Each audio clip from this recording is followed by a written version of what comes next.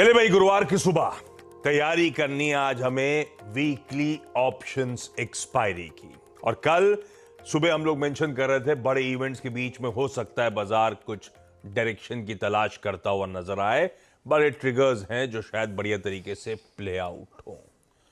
वो ट्रिगर्स कैसे play out हुए उस पर तो मैं आगे आता हूं, लेकिन कल मोमेंटम तो पकड़ा भारतीय बाजार ने। अच्छा मूव।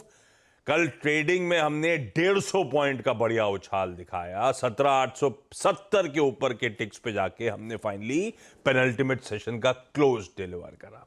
और ये सब तब हुआ जब वो आरबीआई गवर्नर साहब या एमपीसी की पॉलिसी ना तो कोई खास डविश थी, बल्कि सरप्राइजिंगली थोड़ी हॉकिश सी साउंड कर रही थी। अगर आपने ध्यान दिया हो, कोई पॉज के इंडिकेशंस नहीं थे, कोई पॉलिसी स्टैंस में बदलाव नहीं हुआ। ये सिर्फ हम दूसरा इवेंट जिस पे हम रिएक्ट कर रहे थे वो मच टॉक्ड अबाउट जेरोमी पावेल साहब की स्पीच, उसमें भी कोई इंडिकेशन नहीं थे। तो उसमें भी डेटा डिपेंडेंट रहने की बात करी थी और उसमें भी बात छेड़ी थी स्ट्रॉन्ग जॉब्स रिपोर्ट की। तो शायद इन इवेंट्स ने तो कोई ऐसा माहौल नहीं बनाया कि तेजी बने, पर यह हो सकता है बड़े इवेंट्स निकले, उसकी एक रिलीफ के तौर पे आपने अच्छा मोमेंटम बनता हुआ देखा होगा।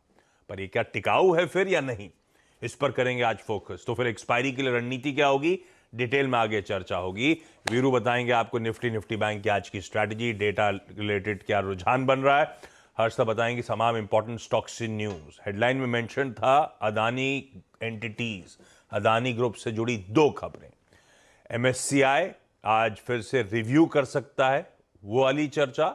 और टोटल एनर्जी जो पैसा कमिट करने वाला था, स्टेक लेने वाला था, वो टलता हुआ। इस खबर पे हर्षदा से, इस खबर पे यतिन को भी जोड़ेंगे सुबह सुबह और डिटेल में फोकस करेंगे क्या चल रहा है। लेकिन पहले ग्लोबल संकेत। एसजीएक्स निफ्टी कह रहा है एक फ्लैट ओपनिंग होनी है वीकली एक्सपायरी के दिन। दरअसल कल का यूएस का मार्केट प्लीज उसके बाद स्क्रीन पे लिख रहा है, ये एसजीएक्स आपकी स्क्रीन पे। कल का यूएस का बाजार